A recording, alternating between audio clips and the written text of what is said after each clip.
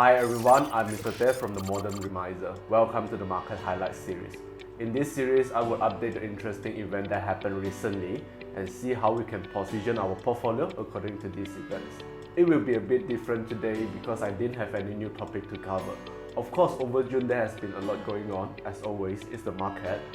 But I didn't include any of them to the topic today, either because A, they are not significant to warrant a readjustment in our portfolio, and B, they may be significant but my knowledge on those events are limited, so I refrain myself from commenting. Since we have come to the second half of this year, let us review the past 6 Market Highlights episodes that we did on this channel.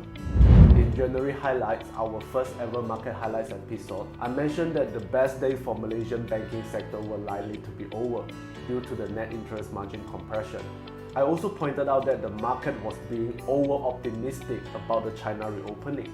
Yes, the worst for China were likely to be over, but the rebound was a little bit too quick, with many issues remain unresolved in the China's economy. In the following months, we saw both FBNKLCI Financial Index and MSCI China underwent some correction. I wish to clarify that that video wasn't a sell call to begin with.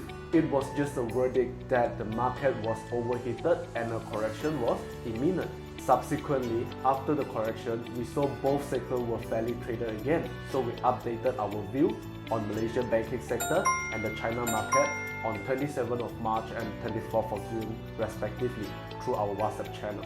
In February Highlights, MyEG, the Malaysian flagship e-services provider, had its share price crash after the announcement of the implementation of NICE by the Immigration Department and JPJ's digitalization. We were certain that the market has overreacted, so on 7th and 13th of February, we issued our buy calls through WhatsApp channel and we posted a video on 6th of March. Our call to buy MyEG was coming from a trading perspective to take advantage from the market overreaction, so we issued a sell call on 13 April to take profit. Recently, 27th of July, just last week, we issued another buy call on MyEG with the concession extended by the Immigration Department and a positive development in the Jetrix blockchain. We see a mismatch in price and value. We also recommended Digital Core REITs DCRU as one of the beneficiaries of AI investment trend triggered by the launching of ChatGPT. It offers a very decent dividend yield and that yield is expected to improve over the years given the AI development. Unfortunately, those who took our advice to invest in DCRU then suffered a loss when its second largest tenant was downgraded by Moody's. We saw that as a non-recurring event, and since the market demand for data center is still robust, so we reiterated to buy on 27th of March. In March Highlight, we did something brave. We upgraded the growth sector, which has been spitted upon over the past 2 years. We first updated through our WhatsApp channel on 27th of March and then we posted another video on 6th of April. We upgraded the sector based on a few signs that the path of recovery for the growth sector has already begun. And we got lucky. Soon after our buy calls, the sector rebounded significantly. I wish I could tell you that I took some profit, but I didn't, so we are now back to square one. That month, we also covered the US bank runs after the failure of Silicon Valley Bank and the Signature Bank. Although it wasn't actionable advice, but it was huge and it impacted the whole macroeconomy. In April Highlights, we continue to see DCRU share price to decline. We had not given up on it. On 5th of May, I posted another video expressing my view that a downgrade in the second largest tenant did not justify such a drop in share price. And then the share price continued to drop. And on 5th of June, that tenant really filed for bankruptcy.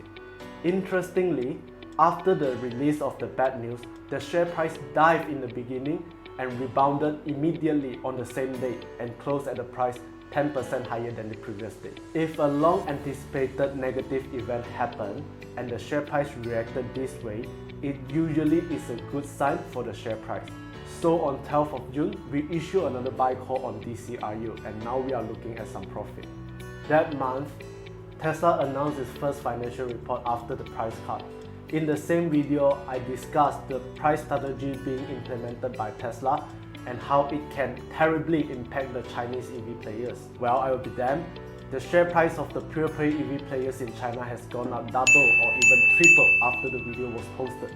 In May Highlights, I discussed the de-dollarization trend, a hot topic, especially among the Chinese uncle even until today. I see a lot of misleading information spreading around. It was funny at first until a client of mine who was seriously considering cashing out all his US dollar portfolio to switch to renminbi. So I thought I had to make that video. In June highlights, remember now the glove sector is now back to square one. It is mainly because of the resistance in raising the average sales price faced by the glove producers.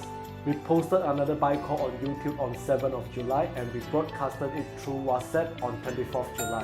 To me, the resistance to raising the ASP is pretty much expected. I am optimistic given the fact that the sector is undergoing a major consolidation, and such a consolidation will not be difficult for concentrated market split among few players. Recently, I heard China growth producers are said to have maxed out their utilization rate and still making losses. So a revision in ASP seems imminent. Okay, I have finished reviewing first half of 2023. I'm not doing this for self-congratulatory. It has just been 6 months. In the field of investment, 6 months cannot prove anything. More importantly, constructing a highly profitable portfolio has little to do with how many right calls you make. More on that later.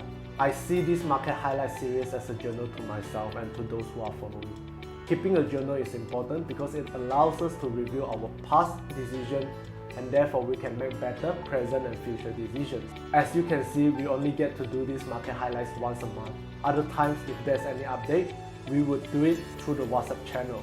If you want a more frequent and timely update, you can click the link to the Google form below. We can include you on the channel. If you like this video, do the usual like, share, subscribe. Until next time.